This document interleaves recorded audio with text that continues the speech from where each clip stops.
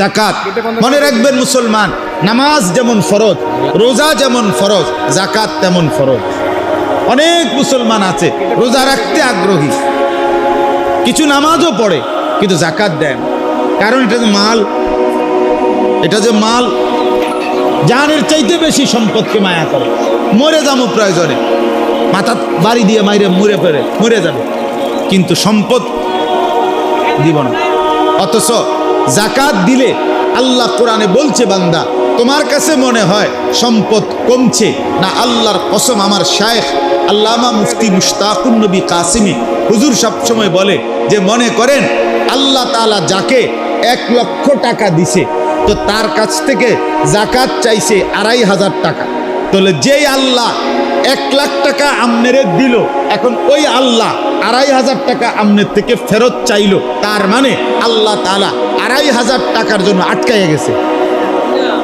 এটাই তো আল্লাহ 1 লাখ টাকা দিয়ে আসাইয়া আবার আমনেরে কইতেছে, বাজি টাকা 1 লাখ দিলাম ঠিক আছে, কিন্তু আমি 2500 টাকার একটা ফেসে পড়ে গেছি, তুমি আমার 2500 টাকা কি দাও, ফেরত দাও। এই জন্য তাহলে বান্দা যদি জিজ্ঞেস করে, আল্লাহ আপনি তো আমার 1 লাখ টাকা দিলেন, এখন আবার আপনি আমার কাছ থেকে 2500 টাকা লাখে জাকাত, এটা কেন চাচ্ছেন?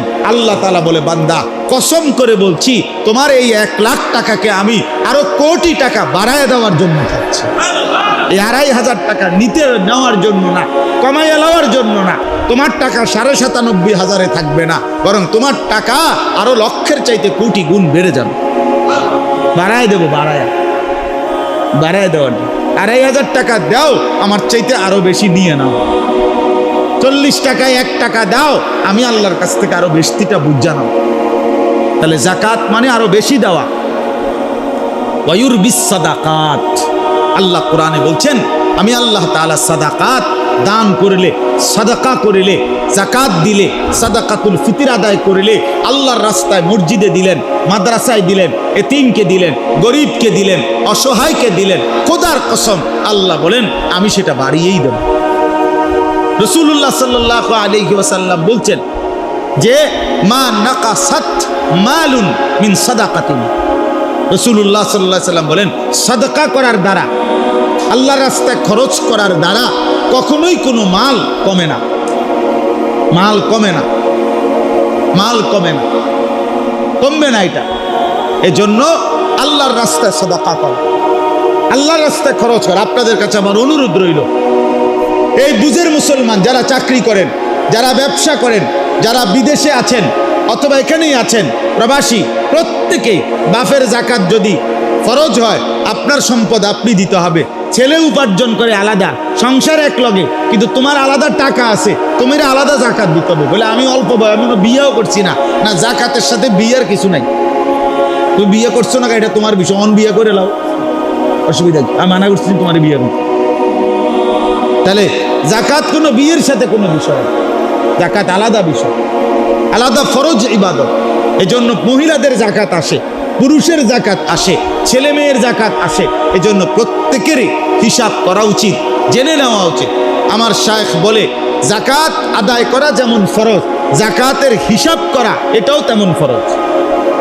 হিসাব করে দিতে হবে, হিসাব করে দিতে হবে। হুজুর যে পরিমাণ লুঙ্গি গামছা দিছি মানুষের এই সিজনে, জাকাতের উর্ফি দিয়ে গেছে গা না? আপনি উর্ফি দিয়ে যাই না, আমরা জাকাত থাকি। আপনারা আমি বলছি না উর্ফি দিয়ে যাইতেন, বুঝেন নাই কথা? আপনারে আমি বললাম আসরের নামাজ 4 রাকাত ফরজ, ও তাহলে 8টা সেজদা, আপনি কতক্ষণ মনে করেন 12-14টা সেজদা দিয়া আপনি একসাথে আপনি বললেন হুজুর যে কয়টা সেজদা দিছি আপনার যে 4 রাকাতে যা লাগে আশা করি তার থেকে বেশি দিয়ে রাখছি। নামাজ হয়েছে তো? জি না, হবে না। এই নাম আপনি এত বেশি দরকার নাই আমার, আপনি আমার 8টা সেজদা নিয়ম মাফিক গুণা দেন, 4 রাকাত বুঝায় দেন, তাহলে ইনশাআল্লাহ। এই জন্য আল্লাহর দেওয়া মাল থেকে খরচ করা। যে মানুষ জাকাত দেয় না সে বখিল, যে সাদাকাতুল ফিতর আদায় করে না সে বখিল, যে দান সদকা করে না সে বখিল, সে কৃপণ। আর আল বখিল আদুউল্লাহ, কৃপণ ব্যক্তি আল্লাহর দুশমন, আল্লাহর দুশমন। এইবার চলেন আরেকটু, অসুবিধা নাই, নামাজ আজান একটু পরে হবে, বাকিগুলো আমি তর্জমা বলবো শুধু, মানে এই 3টা কথা শেষ মূলত। তাহলে 1 নাম্বার কোরআনুল কারীমের তেলাওয়াত বলেন কি? 2 নাম্বার 5 ওয়াক্ত নামাজ। 3 আল্লাহর দেওয়া সম্পদ হতে ব্যয় করা, খরচ করা, মানে যাকাত দেওয়া। 1 নাম্বার হলো যাকাত। তাইলে যে ব্যক্তি নিয়মিত কোরআনুল কারীম তেলাওয়াত করে, 5 ওয়াক্ত নামাজ আদায় করে, আল্লাহর দেওয়া সম্পদ থেকে খরচ করে, আল্লাহ বলেন ইয়ারজুনা তিজারাতান লান তাবুর, এই মানুষটা এমন একটা ব্যবসার আশা করে যেই ব্যবসার লান তাবুর, কখনোই লস হবে না। এই ব্যবসার কোনো কি নাই। তাহলে কোরআনুল কারীমের প্রতি অক্ষরের তেলাওয়াতে লস হবে না কখনোই। 5 ওয়াক্ত নামাজের প্রত্যেক ওয়াক্তের দ্বারা আপনার জীবনে কোনোভাবে খোদার কসম লস হবে না। এজন্য নামাজ পড়লে কাস্টমার চলে যাবে না বেটা। নামাজ পড়লে দোকানে বেচা কিনা কম হবে না বেটা। বরং আল্লাহ তো ওয়াদা দিছে, এটা এমন ব্যবসা, নামাজ কোরআন এমন ব্যবসা, দান সাদকা এমন একটা ব্যবসা, যেই ব্যবসায় আমি আল্লাহ ওয়াদা দিছি লস হবে না, দুনিয়াতেও না আখিরাতেও না। আখিরাতে এটা লস হবেই না। হুজুর এই সময়টা বেচা কিনার টাইম, এই সময় দোকান বন্ধ করে নামাজে চলে গেলে ক্ষতিগ্রস্ত হবে। কোনো ক্ষতিগ্রস্ত হবে না। কুল মা ইনদাল্লাহি খায়রুম মিনাল লাহবি ওয়া মিনাত তিজারা।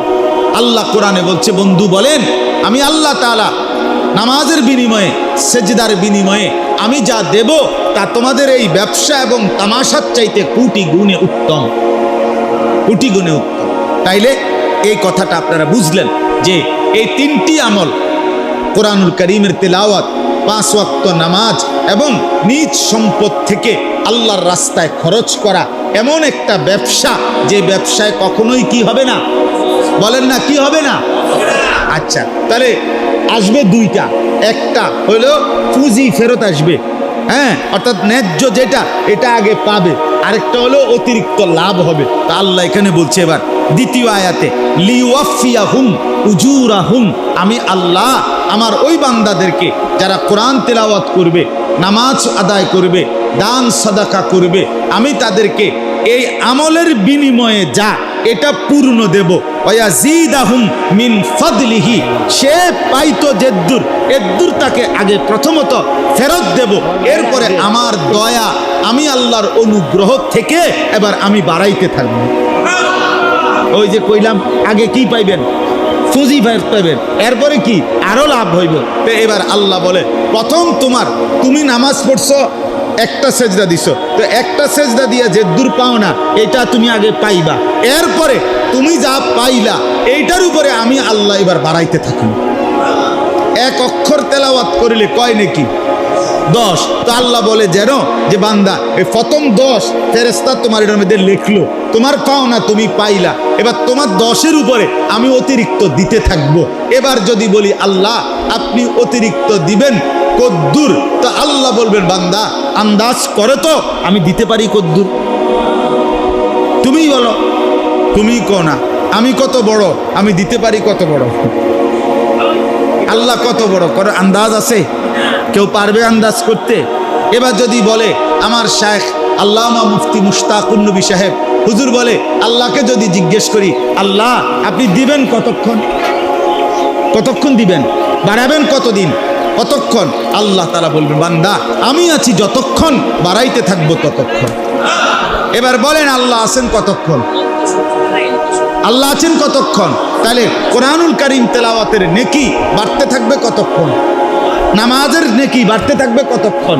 প্রতিটা দান সদকার নেকি বাড়তে থাকবে কতক্ষণ? ইসরাফিলের ফু পর্যন্ত বাড়তেই থাকবে, বাড়তেই থাকবে, বাড়তেই থাকবে, বাড়তেই থাকবে, কোনো লস নাই। ইন্নাহু গফুরুন শাকুর, নিশ্চয়ই আল্লাহ তাআলাই হচ্ছেন ক্ষমাশীল এবং বান্দা যখন শুকর আদায় করে তার প্রতিদানকারী, কৃতজ্ঞতার প্রদানকারী আল্লাহ তাআলা। ওয়াল্লাযী আওহাইনা ইলাইকা মিনাল কিতাবি হুয়াল হাক্কু মুসাদ্দিকাল লিমা বাইনা ইয়াদাইহি। এগুলোর আর ব্যাখ্যা হবে না, শুধু তরজমা শোনেন। আল্লাহ তাআলা বলেন নবী আপনার উপরে আমি যে কোরআন নাজিল করেছি হুয়াল হক, এটাই সত্য। কোনটা? কোরআন। সবচেয়ে সত্য কিতাব কোনটা? কোরআন। মুসাদ্দিকাল লিমা বাইনা ইয়াদাইহি, এবং এটা এমন একটা কিতাব যেই কিতাবে পূর্ববর্তী এর আগে যেই আসমানি কিতাব আমি আল্লাহ নাজিল করেছি সেই সবগুলো আসমানি কিতাবের সত্যায়নকারী এই কোরআন। এই কোরআন পড়বেন, এই কোরআন ধরবেন, তো এখানে তাওরাতের শিক্ষাও পাবেন, ইনজিলের শিক্ষাও পাবেন, জবুরের শিক্ষাও পাবেন, পূর্ববর্তী আসমানি কিতাবের শিক্ষাগুলোও এই কোরআনের মধ্যেই পাবেন। সুবহানাল্লাহ। ইন্নাল্লাহা বিইবাদিহি লাখাবীরুম বাসীর, নিশ্চয়ই আল্লাহ তাআলা তার প্রত্যেকটা বান্দার ব্যাপারে সব খবর রাখেন, পূর্ণ দেখেন। আল্লাহ তাআলা আমাদের খবর রাখেন কোন কোন বিষয়ে? আল্লাহ তাআলা আমাদেরকে দেখেন কাকে কাকে, কখন কখন? সারাক্ষণ, সারা। সুম্মা আওরাসনাল কিতাব আল্লাযীনা ইসতাফাইনা মিন ইবাদিনা। আল্লাহ তাআলা বলেন আমি আল্লাহ তাআলা প্রত্যেক যুগে এই যে কোরআন, এই কোরআনের উত্তরাধিকার বানাচ্ছি আমার কোটি কোটি বান্দাদের মধ্য থেকে, আমি যাদেরকে বাছাই করি তাদেরকেই। অর্থাৎ কারা মুসলমান হবে, কোরআনওয়ালা হবে, মোমেন হবে, ঈমানওয়ালা হবে, এই যে 800 কোটি মানুষ যারা পৃথিবীতে এখন আছে তাদের মধ্য থেকে ওরা কেন কাফের, আমি কেন মোমেন, এটা কার ফয়সালা? এই আল্লাহ বলেন আমি বাছাই করি। ইমানদার হবে কে?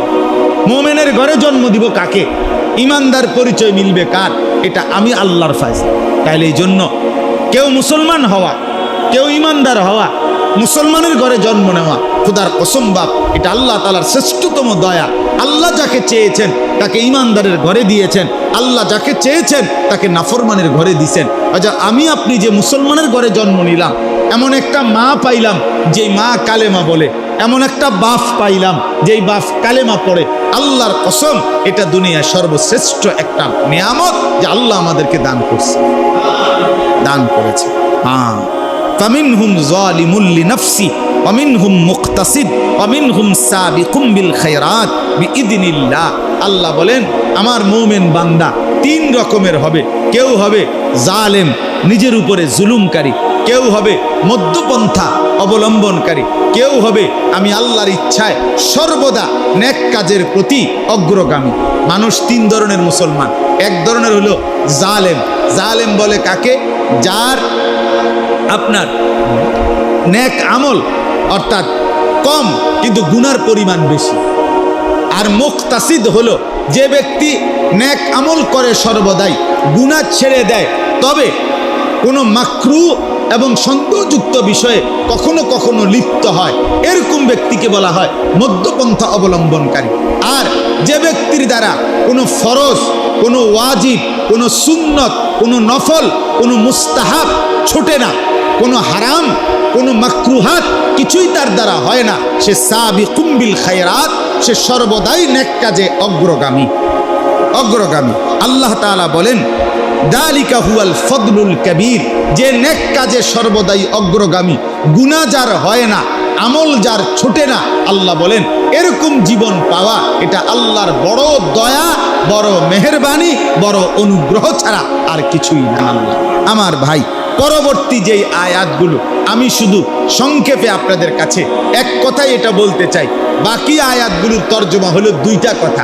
একটা হলো আল্লাহ তাআলা বলেন এই যে আমি আল্লাহ বললাম আমার যেই বান্দাগুলো নেক আমলে আগ্রহী, অগ্রগামী, আমি তাদের পুরস্কার দেব জান্নাত এবং নাজ ও নিয়ামত ভরা জান্নাত। আর যেই মানুষগুলো আমি আল্লাহর ইবাদত থেকে নাফরমানি করছে তাদের জন্য মিলবে জাহান্নাম। জাহান্নাম হবে ভীষণ আযাবের। এই জান্নাতের নিয়ামত আর জাহান্নামের আযাব আল্লাহ তাআলা বাকি আয়াতগুলোতে বলছেন।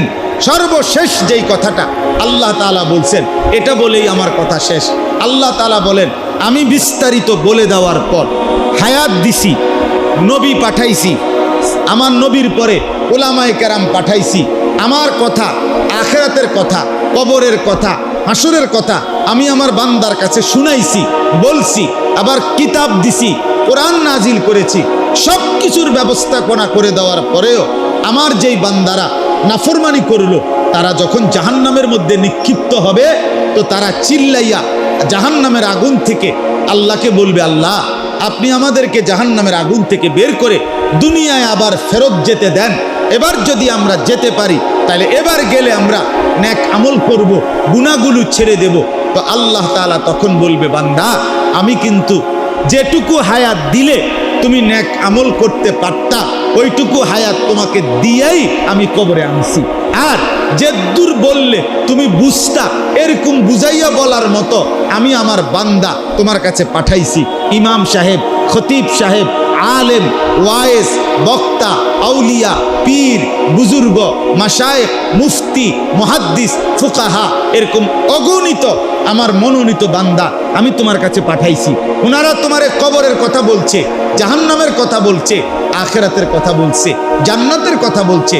না তুমি কোনো পাত্তা দিলা, না আমার দেওয়া সময় পাইয়া, হায়াত পাইয়া আমল করলা, কিছুই করলা না বান্দা। না সময়কে গুরুত্ব দিলা, না আলেমদের কথাকে গুরুত্ব দিলা। অতএব ফাজুকু, অতএব আজকে জাহান্নামের আযাবই ভোগ করো। ফামালিজ জালিমিনা মিন আনসার, আজকে কোনো নাফরমানের কোনো সাহায্যকারী এই আখিরাতে নাই। এই শেষ কথা। ফামালিজ জালিমিনা মিন আনসার, আল্লাহ বলছে সাবধান নাফরমান, তোমরা কিন্তু কেউ কোনো সাহায্যকারী হাসরের ময়দানে পাবা না, হাসরের ময়দানে পাইবা। এই জন্য প্রিয় ভাই আমার, এই তিনটা আমল আজকে আমরা আপনাদের কাছে বললাম। এক, কোরআনুল কারীমের তেলাওয়াত, বলেন কি? 2, 5 ওয়াক্ত নামাজ। 3, আল্লাহর রাস্তায় খরচ করা, নিজের মাল থেকে, নিজের সম্পদ থেকে। তাইলে দান সাদাকা করা, 5 ওয়াক্ত নামাজ পড়া, কোরআনুল কারীমের তিলাওয়াত করা, এটা যেন আমাদের জিন্দেগিতে হয়। আজকের এই তাফসীর মাহফিল থেকে এটা যেন আমরা সবক নিতে পারি। আল্লাহ তাআলা আমাদেরকে তৌফিক দান করেন, তৌফিক দান করেন। আশেপাশের মাদ্রাসা যেখানে এতিম বাচ্চা পড়ে, আপনারা গরিব অসহায় বাচ্চা পড়ে, আপনাদের এই মাদ্রাসাগুলোতে আপনারা দান করবেন, সাদাকা করবেন। আমাদের ফরদাবাদ কওমি মাদ্রাসাতেও আপনারা মহব্বতের সাথে আপনাদের যাকাতের টাকা, দান সাদাকার টাকা দান করবেন।